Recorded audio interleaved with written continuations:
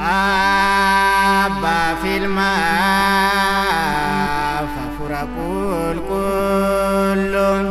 ya sadan waka toki chas wakifana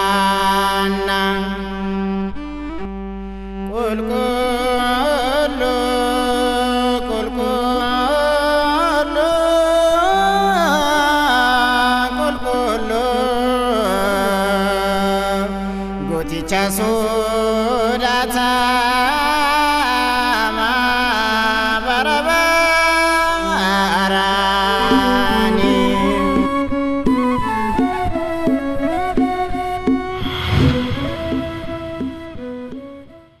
Waqtiin amma irratti argamnu kun waqtii tsigee jedhamuudhaan kan inni beekamu. Tsigee jechuun daraaraa jechuudha. Tsoomni yeroo waqtii kanattis tsoomamu jira. Tsoomni kun tsooma tsigee jedhamuudhaan kan inni beekamu. Fulbaana 26 eegallee sadaasa 5 ni xumurra. Tsoomni kun guyyaa 40 kan inni tsoomamu. Tsooma labsii miti. Fedhii irratti hundaa'ee kan tsoomamudha. Yoo abbaan fedha isaa ta'e ni tsoomaa jechuudha. Maahileetii yeroo kanattis qaqqabsiifamu yookaan galatoon yeroo kanatti geessifamu maahileeta tsigee jedhamuudhaan kan inni beekamu. Nagaa gaafachuu koo hin daganne akkam jirtu kabajamtootaa fi jaallatamtoota hordoftoota sagantaa televezyiinii Waldaa Qulqullootaa Qophii Afaan Oromoo. Sagantaan televezyiinii Waldaa Qulqullootaa tamsaasa isaa afaan Tigiriffaatiin saaqee xumure gara tamsaasa isaa afaan Oromootiin dabarsu bira geenye jirra. Egaa qophii keenya idilee har'aas eegallee jechuudha. Qophiin keenya jalqabaa kan ta'u lallaba wangeelaati. Lallaba wangeelaa har'aas kan nuuf lallaban yookaan kan nu barsiisan barsiisaa dabalaanii ta'u. Isaanis mata duree samii irratti gammachuun ni ta'a jedhutiin kan isaan nu barsiisanii. Jechi kun maaliif dubbatamee gammachuun samii irratti ta'u kun maal sababeeffachuudhaan ta'a laata isa jedhu immoo lallaba isaanii keessatti kan argannu ta'a. Ni garuma barumsaatti ceenu turtiin keessan nu faana haa ta'u.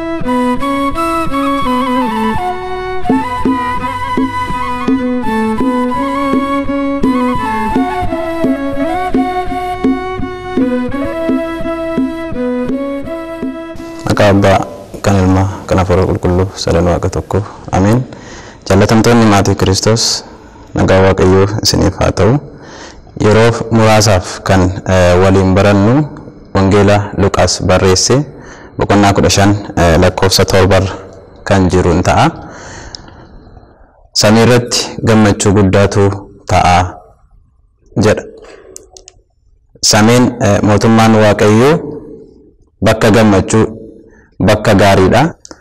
Bakka gaarii bakka hundumaan ol taate bakka bareedduu taatedha.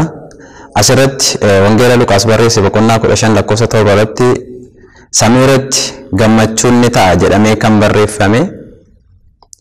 Namootni badan namootni waaqayyoo qalbii jijjiirratanii gara waaqayyootti yeroo deebi'an balleessineerraa cubbuu raawwanneerraa yakki keenya babal'atee baay'ee ta'eera kanaaf yaa waaqayyoo nuuf dhiisi jedhanii qalbii jijjiirratanii yeroo isaan gara mana waaqayyootti deebi'an gammachuu samii irratti taatu.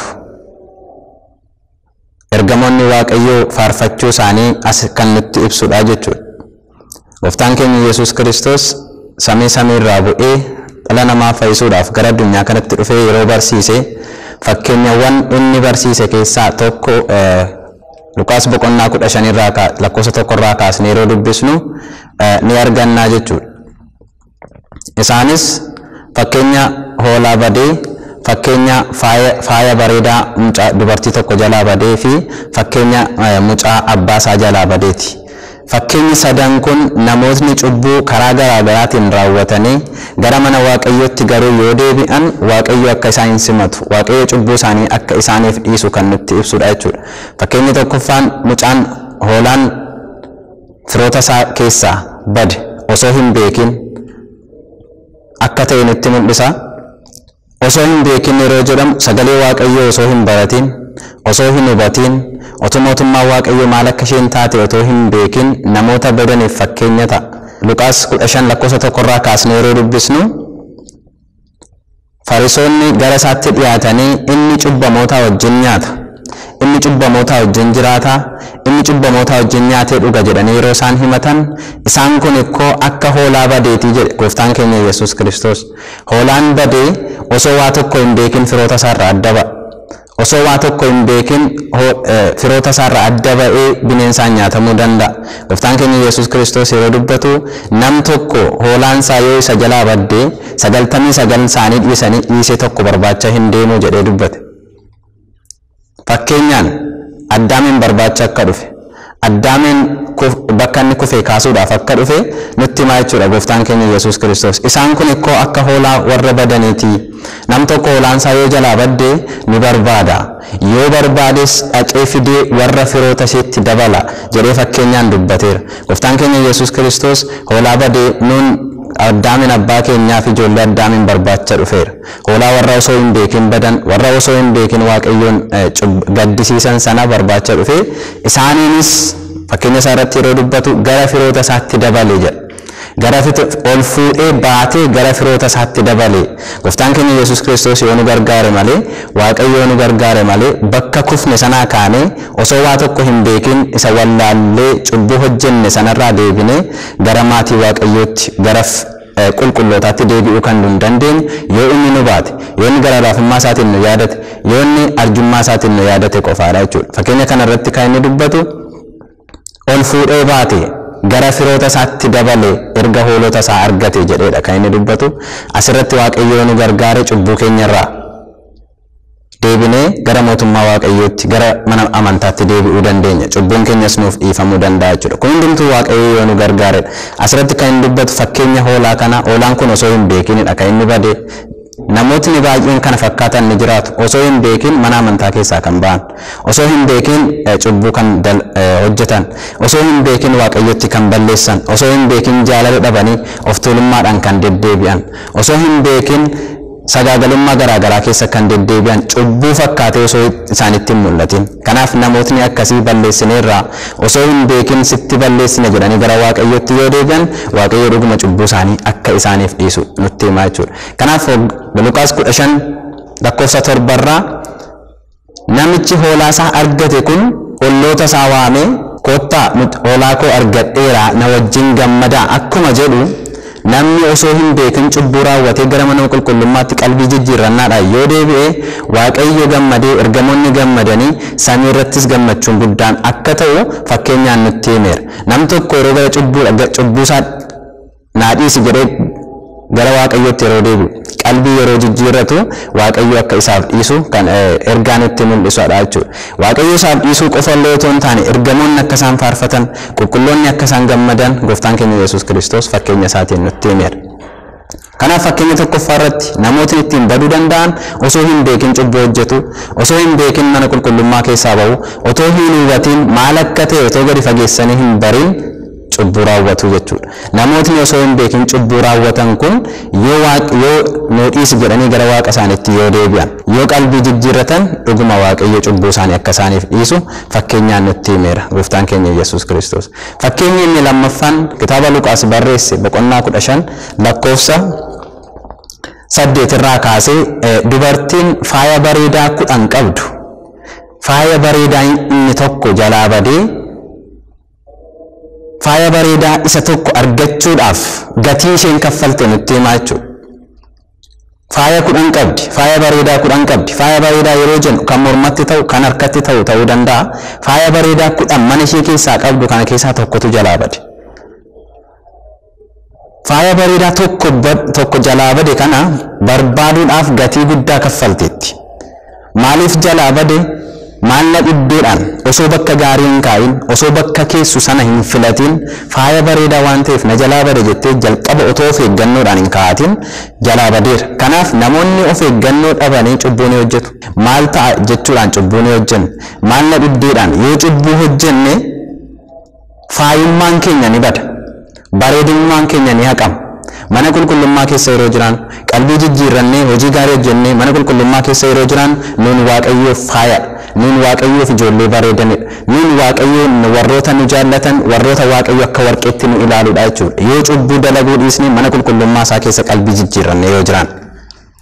faaya bareedaan ishee jalaa bade. Faayummaan keenya maalni dhibbeedhaan cubbuu yoo hojjenne faayummaan keenya nu jalaa bade. Bareedinni keenya nu jalaa haqama. Fuuldura Waaqayyootti ulfina dhabnaa jechuudha. Kanaaf fakkeenya kanaan kan nutti himu gooftaan keenya Yesuus Kiristoos maalna dhibbeedhaan namoonni cubbuu yeroo raawwatan ni badu.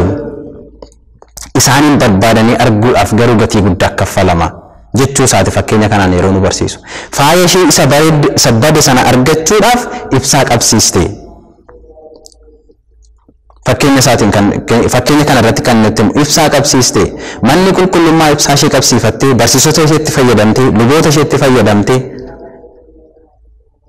yoo warra kufan kana warra maalna dhibbeedhaan cubbuu raawwatanii badan kana yoo barbaaduudhaa baatte eessatti akka isaan kufan eessa akka isaan jiran barbaaduun arguun hin danda'amu jechuudha. Kanaaf namoonni maalna dhibbeedhaan ni hojjetu. Har'a qarshii yoon argadhe maalna dhibe. Har'a yoon jiraadhe maalna dhibe. Har'a wantan barbaade lafa kana irratti argadheenna maalna gashe jedhanii maalna dhibbeedhaan cubbuu yoo raawwatan namootni akkasii yoo gara Waaqayyootti deebi'an balleessineer maalna dhibbeedhaan jireenya addunyaa kanaatiin goyyoome maalna dhibe yakkasin godhe rakkoon qabu jedhee cubbuu dalagee sirraa fagaadheera yaa Waaqayyo sittin deebi'a jedhanii yoo qalbii jijjiirratan Waaqayyo akka isaanin simatu kitaaba qulqulluu kanarraa ni arginaa jechuudha. Yoo namootni faaya jalaa bade sana dubartiin sun ibsaa qabsiiste. Ibsaa qabsiisuu qofa otoo hin taane meeshaalee mana ishee keessa jiru hundumaa kaastee barbaadde jedha kitaaba qulqulluu yoo dubbisu. Meeshaa manni qulqullummaa qabdu hundumtuu socho'uudhaa qaba. Namootni bakka kufanii akka isaan ka'aniif. Namoonni cubbuus dalagan irraa gara qalbii jijjiirannaatti akka deebi'aniif gara mana qulqullummaatti akka deebi'aniif meeshaan mana qulqullummaa hundumtuu socho'uudhaa qaba. Kitaaba qulqulluu fudhatanii namootni barsiisonni mana qulqullummaa luboonni mana qulqullummaa namoota kufan kana barbaaduu akka isaan qaban gooftaan keenya Yesuus Kiristoos nutti himaa jechuudha. Erga faaya ishee argattee booddee olloota ishee waamtee kottaa na wajjin gammadaa faaya koo argadheera jettee akkuma isheen dubbattu samii irratti nam tokko cubbuusaa qalbii jijjiirratee gara mana qulqullummaatti gara Waaqayyootti yoo deebi'ee samii irratti gammachuun ni ta'a. Ergamoonni ni gammadu, qulqulloonni ni gammadu, Waaqayyo gooftaan keenya ni gammada. Kanaaf fakkeenyaan kan dubbate gooftaan keenya Yesuus Kiristoos akkuma isheen faaya bareedaa sana gatii kaffaltee aarsaa kaffaltee argatte sana namootni aarsaa kaffalanii barsiisonni aarsaa kaffalanii Kiristoosin fakkaatanii namoota jiraniif fakkeenya ta'anii barsiisanii gara mana qulqullummaatti deebisuudha akka isaan qaban erga mana qulqullummaatti deebisanii namootni qalbii yoo jijjiirratan baratanii cubbuu ta'uusaa yoo hubatan kufuun isaanii sun gaarii akka hin taane mana qulqullummaa keessa jiraachuun hundumaan ol gaarii akka isheen taate yoo hubatan yoo qalbii jijjiirratan samii irratti gammachuun ni ta'a. Qulqulloonnis ni gammadu, Waaqayyos ni gammada jedhee fakkeenyaan gooftaan keenya Yesuus Kiristoos nutti himeera jechuudha. Kanaaf samii irratti gammachuun ni ta'a yoo namootni deebi'an akkuma hoolichi badee firoota isaarraa badee sana osoo hin beekin osoo cubbuun summii hadhaa ta'uusaa osoo hin hubatin Waaqayyo irraa fageessuun akkam hammam akka qullaa nama hambisu osoo hin hubatin mana qulqullummaa keessaa ba'uun qabeenyatti hirkatanii beekumsatti hirkatanii wanta lafa kanarra jiru abdatanii mana qulqullummaa keessaa yoo ba'an booda rakkinni guddaan akka namarra ga'u gooftaan keenya Yesuus Kiristoos fakkeenya isaatiin nutti himeera. Osoo hin beekin yoo cubbuu hojjenne kaleessa osoo hin beekin cubbuu hojjenne qalbii jijjiirrachuu barbaanna jedhee mana qulqullummaa dhufne yoo qalbii jijjiirranne Waaqayyo akka nutti gammadu samii irratti gammachuun guddaa akka ta'u fakkeenyaan nutti himeera jechuudha. Inni baan faaya bareedaan sun maalna dhibbeedhaan faaya badeedha. Faaya kurnan sana keessaa tokko kan jalaa bade dubartiin sun seeraan of eeggannoodhaan osoo isheen hin kaa'in jalaa badeera. Osoo of eeggannoodhaan hin deemin jireenya keenya hundumaa of eeggannoodhaan hin socho'in cubbuu yoo hojjenne maalna dhibbeedhaan cubbuu yoo raawwanne faayummaan keenya bareedinummaan keenya akkuma badu hubachuudha qabna jechuudha. Kana hundumaa beekne gara Waaqayyootti deebine qalbii yoo jijjiirranne garuu Waaqayyo akka gammadu ergamoonni Waaqayyo guddaa akka gammadan kitaabni qulqulluun nutti himaa jechuudha. Mana samii irratti gammachuun ni ta'e inni jedhu kun gammachuu yoo maal ta'e ta'a samii irratti ergamoonni maaliif gammadu wanta Waaqayyoon gammachiisu keessaa inni guddaan ergamoota kan gammachiisu keessaa qulqulloota kan gammachiisu keessaa inni guddaan qalbii jijjiirrachuudha jechuudha. Kanaaf kun waamicha nuun karaa kamiin qalbii akka jijjiirannuuf waamicha nuuf dhiyaatedha karaa biraa. Osoo hin beekin cubbuu yoo hojjenne Waaqayyo dhugaadha cubbuu keenya nuuf dhiisaa gara mana qulqullummaatti deebi'uun dirqamadha.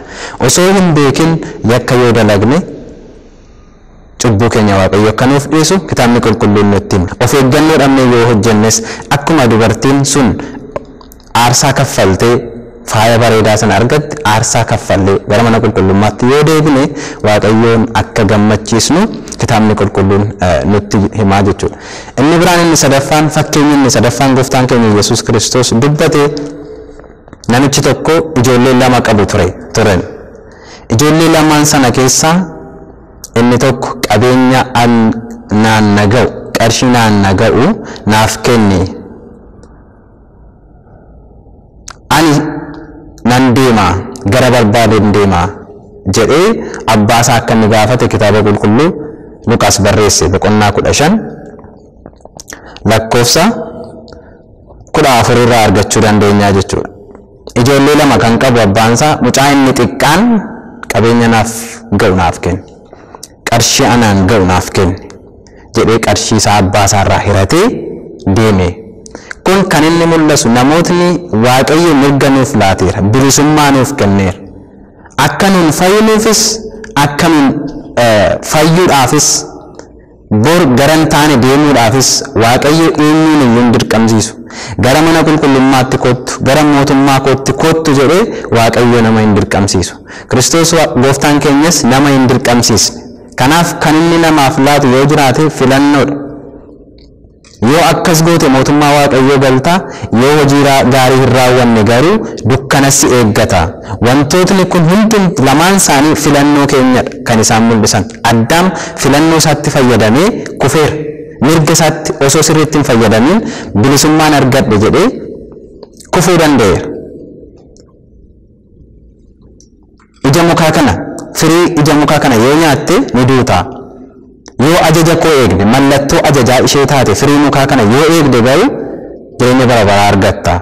Achi keessaa Addaamii fi Hawaan kan isaan filatan tokkodha. Firii mukaa sana nyaachuu mallattoo ajajaa ishee taate sana ajaja Waaqayyoo eeguu dhiisanii diiganii firii sana nyaatanii kufuu ta'e. Mucaan kunis isaaniin fakkaata. Abbaansaa yoo taa'es mucaan sun yoo inni mana abbaasaa gadhiisee deemes isan dhorku.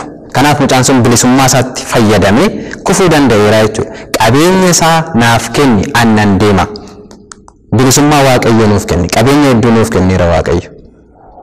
Beekumsa inni nuuf kennetti fayyadamne, qabeenya inni nuuf kennetti fayyadamne, akka barbaannu ta'uu dandeenya jennee fayyadamne isa harkaa yoo baane bor rakkachuu akka dandeenyu kitaaba qulqulluu Luqaas barreesse. Boqonnaa 15 lakkoofsa 14 irraa argachuu ni dandeenya jechuudha. Mucaan sun kan inni deeme bilisummaa isaatti fayyadameeti. Maal ta'a jennee bilisummaa keenyatti fayyadamne akka barbaanne ta'uu danda'an jennee mana qulqullummaadhaa yoo baane bor rakkachuu akka dandeenyu kitaabni qulqulluun nutti hima jechuudha. Mucaan kun seenaan isaa akka nutti himutti Kiristoos akka fakkeenyaan dubbatetti qarshii abbaan isaa ni hireef. Qarshii isa ga'u fudhatee mana abbaa isaatii ba'e. Qarshii sana hundumaa erga fudhatee ba'ee booddee qarshii sana akka barbaade itti ta'e. Itti fayyadame. Qarshiin dhuman oolu waan ta'eef qarshiin sun ni dhume. Waaqayyo qabeenya nuuf laateera. Waaqayyo beekumsa nuuf kenneera. Waaqayyo kan ittiin jiraannu hundumaa nuuf laateera. Nuuf laatteetta jennee qabeenya keenyaaf beekumsa keenya fudhannee mana isaatii yoo baane ni rakkanna. Bor rakkinatti nu mudata. Mucaan sun jalaa dhume. Itti sirbee, itti nyaatee, hiriyoota isaa wajjin akka barbaade itti ta'e. Qarshiin na harka jira jedhee jireenya addunyaa keessa jiru hundumaa akka barbaadetti jiraatee garuu ni rakkate. Qarshiin sun ni dhume.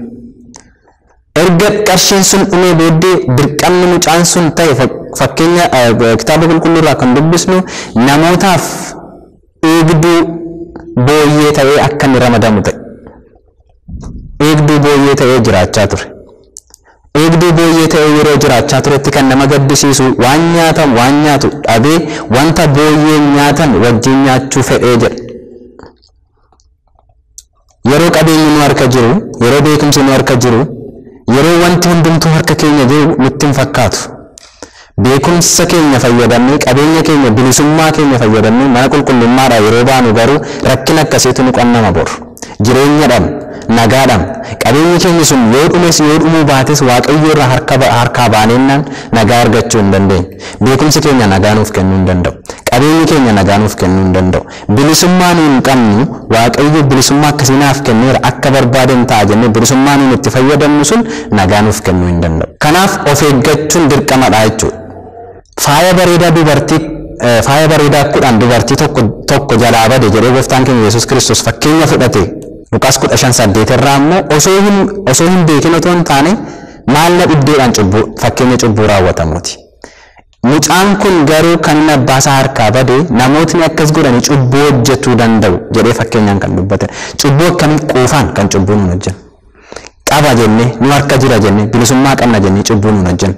Kanaaf fakkeenya mucaan kun namoota quufanii cubbuu hojjetanii beekumsi isaaniirra bahe qabeenyi isaaniirra bahe cubbuu hojjetanii waaqayyoon irraanfatanii quufaan namoota cubbuu hojjetan kan itti fakkeeffamudha jechuudha. Kanaaf mucaan kun ni gidirame qabeenyi isaa sun ni dhume akka barbaadetti ta'etti sirbeetti nyaate qabeenyi isaa sun jalaa dhume. Isaan booda namni mucaan kun booyyeen wanta isaan nyaatan nyaachuu barbaade. Bilisummaa guddaa qaba ture mana abbaasaa keessatti. Akka barbaade jiraachuu danda'a ture mana abbaasaa keessatti. Mana abbaasaa keessatti akka garbootaatti otoo hin taane akka mucaa kabaja qabutti jiraata ture. Waaqayyo harka bayeennaan garuu abbaasaa harkaa bayeennaan akka garbaatti jiraachuu mitiiti booyyee wajjin wanta booyyeen nyaattu nyaachuu fedhe. Namootni waaqayyo harkaa ba'anii akkas ta'an namootni baay'een ni jiraatu. Hundumti keenya yoo keessa keenya akkamittiin akka jiraannu ilaaluu ni dandeenya. Beekumsi keenya hangam akka nu fayyadaa jiru.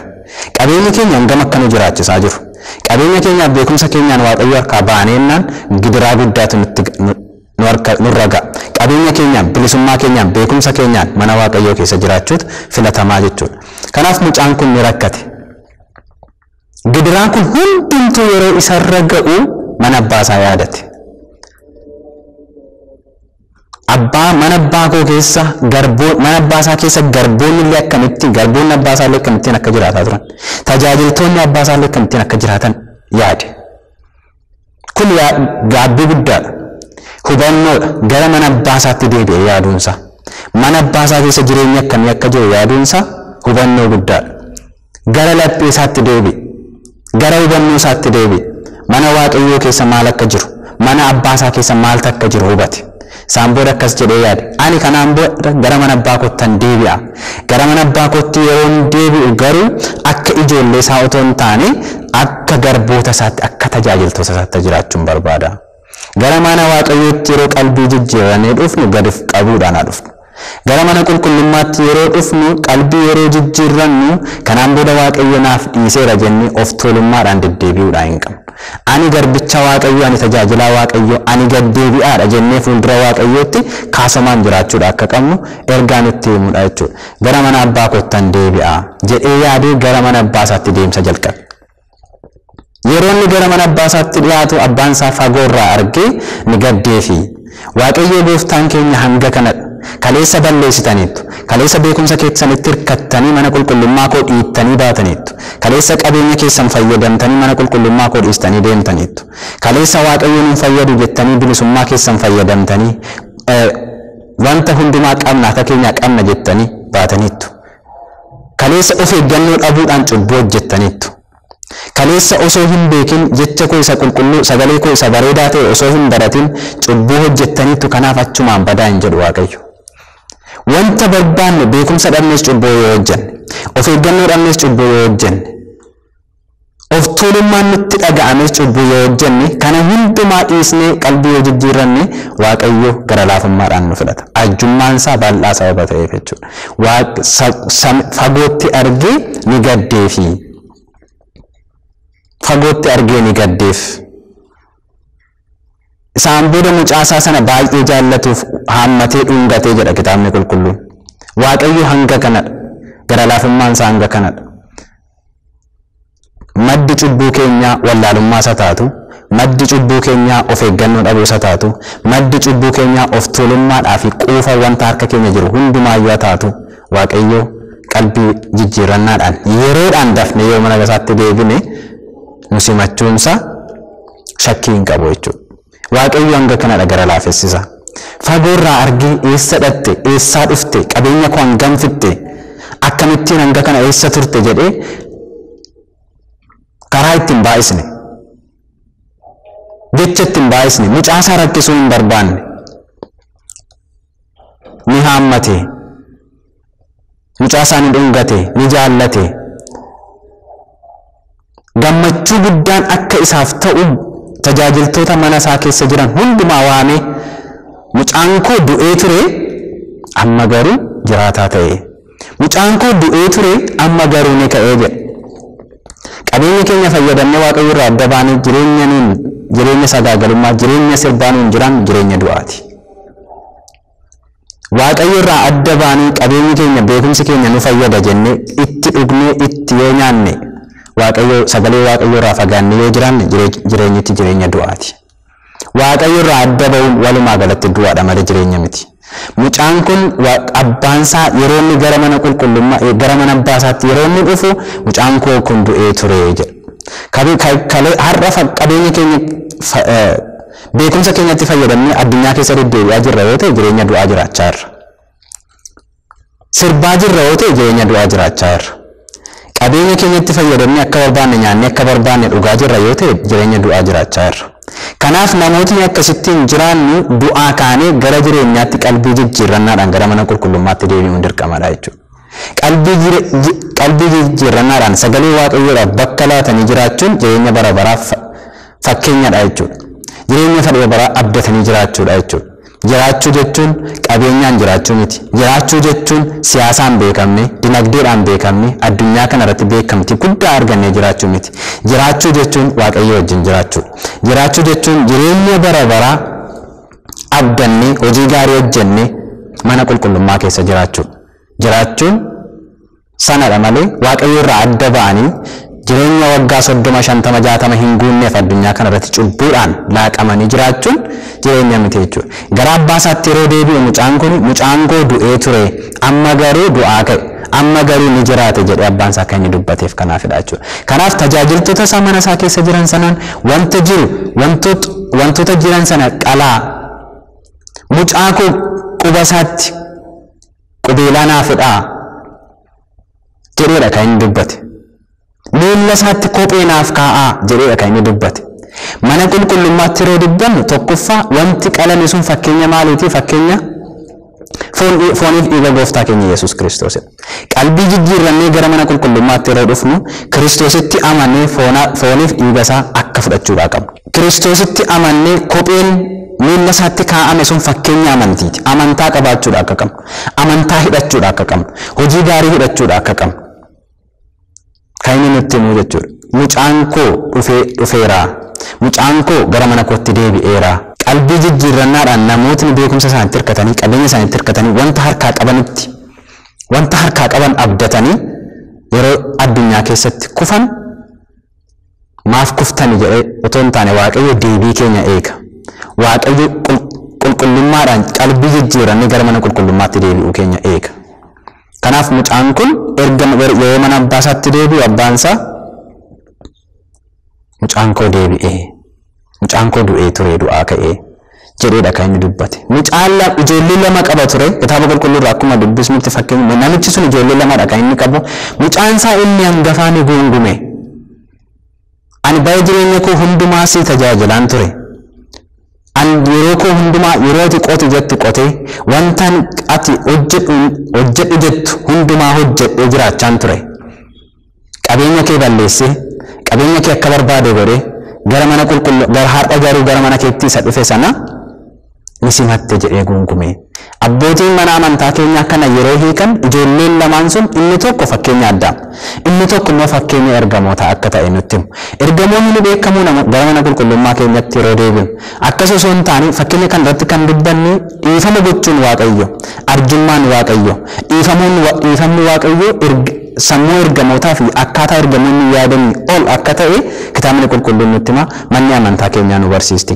Abbootiin mana amantaa keenyaa akkasitti hiiku jechuudha. Fakkeenya Addaam yeroo ta'u Addaam isa kufe sana mana qulqullummaatti yeroo deebi'u ergamoonni ni gammadu. Mucaan guungume sun garuu fakkeenya ergamootaati yeroo jedhan arjummaan Waaqayyoo dhiifamni inni namaaf taasisu gara laafummaansaa sammuu ergamootaan ol akka ta'e dhugumatti nutti dubbataa jechuudha. Waaqayyo hanga kanadha gara laafummaansaa. Waaqayyo hanga kanadha gara mana qulqullummaa isaatti yoo deebine yoo qalbii jijjiirranne kan inni nu simatu jechuudha. Kanaaf wanta gurguddaan hin baranne asirraati ergaa gooftaa keenya Yesuus Kiristoos irraati warri isa himatan Fariisonni gara isaatti dhiyaatanii inni cubbamootaa wajjin jiraataa jedhaniin. Inni immoo fakkeenyaan dubbateera. Warri kun ikkoo hoolota badanidha. Namni hoolaa isaa bakka ittiin akka barbaadu qabu nutti hime. Fakkeenyaan nutti hime. Hoolota isaa warra kaan dhiisee hoolaa tokko barbaacha akka deeme fakkeenya namicha tokko nutti hime. Waaqayyo samii irraa bu'ee dhufee nu barbaade. Waaqayyo haadha keenya qulqulleettii dubree Maariyaam irraa dhalatee nu barbaade. Waaqayyo laga Yordaanositti akka namaatti gadi jedhee akka cubbamootaatti gadi jedhee cubbuu osoo hin qabaatiin hojii cubbamoonni hojjetan adeemsa cubbamoonni keessa ba'uudhaa qaban keessa ba'ee nu barbaade. Itti tufameen dhiigni isaa dhangala'ee fannoo irratti fannifamee nu barbaade. Barbaachisaa sun hangam akka gatii nama kaffalchiisu hangam aarsaa akka kaffale akka nu barbaade hubachuudha akka qabnuuf fakkeenya kana nutti dubbate. Fakkeenya inni jalqabaa hoolaan bade sun osoo hin beekin namoonni cubbuu hojjetan qalbii jijjiirratan Waaqayyo akka cubbuu isaanii isaaf ni dhiisu. Inni lammaffaan faaya 10 keessaa faayii tokko wanni bareedaan faaya bareedaan tokko dubartii sana jala akka bade fakkeenyaan nutti. Namootni of eeggannoo dhabanii maalla dhibdeedhaan cubbuu yoo dalagan garuu deebi'anii qalbii jijjiirratan Waaqayyo akka isaaniif dhiisu. Namoonni akka isaan qalbii jijjiirrataniif namoonni akka isaan bakka badanii akka isaan argamaniif hundi keenya gatii kaffaluudha akka qabu manni qulqullummaa keenya gatii kaffaluudha akka qabu barsiisonni gatii kaffaluudha akka qaban luboonni gatii kaffaluudha akka qaban gooftaan keenya Yesuus Kiristoos fakkeenya isaatiin nutti himeera jechuudha. Fakkeenyi inni sadaffaa fakkeenya tokkoffaa utuu hin beekin namoonni cubbuu raawwatu jenneerra. Inni lammaffaan namootni of eeggannoo dhabuudhaan cubbuu ni raawwatu jenneerra. Inni sadaffaan quufaan qabeenya qaba beekumsa qaba jechuudhaan fakkeenya mucichaa kitaaba qulqulluu Luqaas barreesse Luqaas boqonnaa 15 lakkoofsa 14 irraa akkuma dubbisu mucichi qaba jechuudhaan na harka jira jechuudhaan qabeenyi na harka jira jechuudhaan badeera. Kana hundumaa goonee Waaqayyo irraa yoo fagaanne Waaqayyo cubbuu keenya akka nuuf dhiisu Waaqayyo akka nutti araaramu araarummaa Waaqayyo gara laafummaan isaa arjummaan isaa hundumaan ol akka ta'e sammuu ergamootaa ol akka ta'e illee kitaabni qulqulluun nutti hima jechuudha. Namoonni osoo hin beekin cubbuu hojjan namoonni qabeenya keenyaaf beekumsa keenyatti quufaan cubbuu dalagni hundumtuu gara mana qulqullummaatti deebine qalbii yoo jijjiirranne Waaqayyo dhiifama isaatiin nu yaadataa jechuudha. Kan nu barsiise, kan nu gorse, kan nu akeekkachiise Waaqayyo abbaan keenyaaf galanni ulfinni dabara isaaf haa ta'u.